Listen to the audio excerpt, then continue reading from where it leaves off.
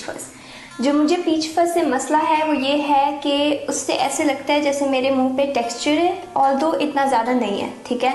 तो वो इस तरह का इल्यूजन देता है और इस वजह से मैं वो रेगुलरली रिमूव करती हूँ, क्योंकि obviously when I put on makeup वो makeup sticks to it and this ये सारा मसला होता है, ठीक है। So this is why I go for regular removal of facial hair. अब मैं वैक्सिंग क्यों नहीं करती? मैं वैक्स इसलिए नहीं करती क्योंकि एक तो मुझे उससे दाने निकल आते हैं, दूसरा वो मेरी स्किन की इलास्टिसिटी के साथ मैस करता है, और तीसरा इट्स काइंड ऑफ पेनफुल, ठीक है। और फिर मैं ब्लीच क्यों नहीं करती? ब्लीच हम सबको पता है स्किन के लिए बहुत हार्मफुल है, एजिंग प्रोसेस के साथ मैस करता है, और तीसरा ये कि वो सिर्फ आपके बालों को कलर करता है, तो वो टेक्सचर से फिर भी आपको निजात नहीं दिलाएगा, ठीक है। उर्दू। अच्छा, उसके बाद मैंने ये क्यों चूज़ किया, मैंने ये टिंकर रेज़र क्यों चूज़ किया? These are tinker razors, these are also called eyebrow razors, ठीक है। इन द मार्केट मिनीसो, लैटलीव, इस तरह की शॉप से मिल जाएंगे आपको। पैक्स होते हैं यूजुअली, और इस प्रोसेस को हम डर्मा प्लानिंग एट होम भी कहते हैं और शेविंग योर फेस भी कहते हैं, ठीक है। तो why I shave my face? I shave my face because first of all this is painless.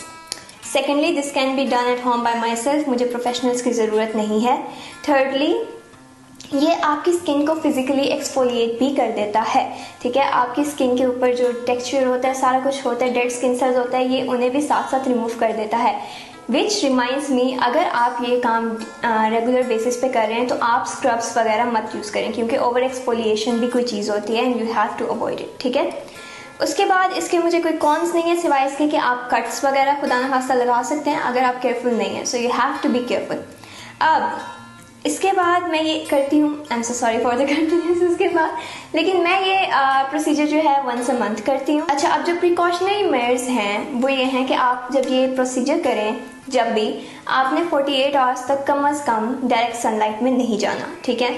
और आपने 48 आवर्स तक मेकअप भी नहीं लगाना मुंह पे, क्योंकि आपके जो पोर्स होते हैं वो ओपन होते हैं and this can cause breakouts, ठीक है। और उसके अलावा आपने, मैंने जैसे बात पहले कही है कि आपने ओवर एक्सफोलिएशन नहीं करनी, आपने स्क्रब्स वगैरह इस्तेमाल नहीं करने जो दूसरे फिजिकल एक्सफोलिएंट्स होते हैं, और केमिकल एक्सफोलिएंट्स पे भी थोड़ा सा हाथ हल्का रखना है। अब आ जाता है बिफोर द प्रोसीजर।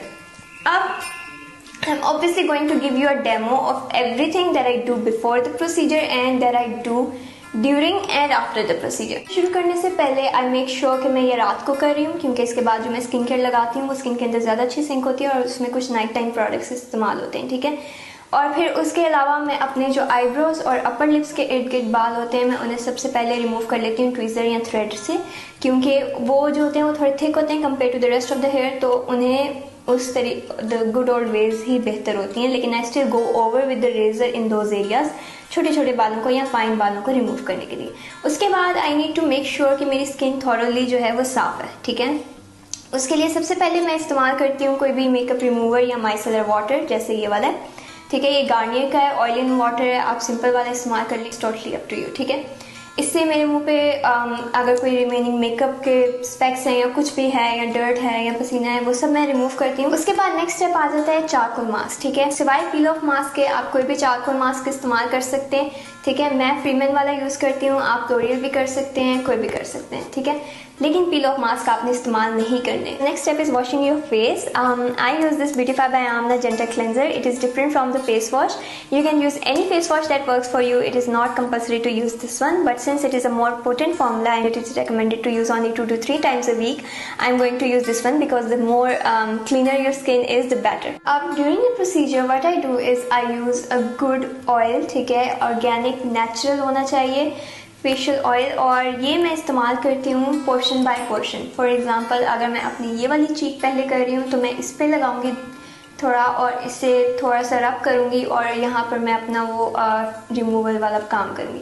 फिर मैं यहाँ करूँगी, फिर यहाँ यहाँ यहाँ, इस तरह स्टेप बाय स्टेप। पूरे फेस पे मैं एक साथ नहीं लगाऊंगी because I don't want it to absorb completely, ठीक है। The face should have some glide, some moisture to it, ताकि आपकी स्किन खिंची ना जाए और कट लगने की नौबत ना आए। अब आपने अपना जो रेज़र है वो सबसे पहले डाउनवर्ड मोशन में लाना है, उससे आपके जो मुंह पे बाल हैं वो सारे उतरेंगे, ठीक है। आपने स्टेप बाय स्टेप जैसे किया कि आपने पहली चीक पे ऑयल लगाया, पहले वहाँ डाउनवर्ड मोशन में पूरा रन किया, उसके बाद अपवर्ड, ठीक है। और अपवर्ड से क्या होगा कि अपवर्ड से आपके जो फेस की एक्सफोलिएशन है वो होगी, ठीक है। तो डाउनवर्ड आपने ज़्यादा फोकस करना है क्योंकि आपका मेन फोकस है हेयर रिमूवल। उसके बाद आपने जब आप पूरा फेस पोर्शन बाय पोर्शन करके कर लें, आप अपने फेस को टिश्यू से साफ करें और उसके बाद आप पूरे फेस पे दोबारा ऑयल लगाएं और फिर again go over it in downward motion to get rid of any remaining hair. और ड्यूरिंग द प्रोसेस आप अपने ब्लेड को टिश्यू से बार बार साफ करते रहें to get the gunk stuck in it out, ठीक है। अब after the procedure the skincare routine is, first of all you need to wash your face with a good gentle cleanser, ठीक है। I have dry skin and I use this one by Beautify by Amna. It is the gentle face wash and it does not dry my skin out and it cleanses thoroughly, ठीक है। If you have oily or acne prone skin या very sensitive skin, so go for the Palmer's anti-acne antibacterial soap. It is very nice in controlling acne. After the face wash I like to use a good mask, ठीक है, like not a purifying mask or anything, something which is for brightening or hydrating your skin, ठीक है, a good wash of mask, and I am using this one by Beautify by Amna. I swear this is not a promotional video, I'm just using these products lately क्योंकि I have run out of others and I have to test them. So this is the brightening face glow mask, ठीक है, and this is also for hydration and brightening. So what happens is that after you do all of this work on your skin, the dermaplaning, the exfoliation, your pores are open and any skincare you put on it, it will absorb it and it will increase the effectiveness more efficiently. So this one by Beautify by Amna is what I use next. Okay, next up I go in with the toner to maintain the pH balance of my skin and tighten the pores. The two toners that I use is one by Familech, the Sun Infused Rose Luminizer. This is a very nice natural one option, and this is the Beautify by Amna Mineralizing Thermal Water. These are the two toners that I use. I haven't used this after dermaplaning yet, but I always use the Familech ones. After toning, your skincare is completely dependent on your skin type. अगर आपकी skin oily है, acne prone है, sensitive है, redness हो जाती है, तो go for something that has healing properties like the ingredient aloe vera. And this aloe propolis soothing gel by Benton is a really good recommendation, so you can go for it to maintain your skin and balance it out. लेकिन अगर आपकी skin dry है या normal है तो go for a sheet mask, क्योंकि sheet masks are intensively hydrating mask और उनका effect मज़ीद efficient और intensify हो जाता है after shaving your face.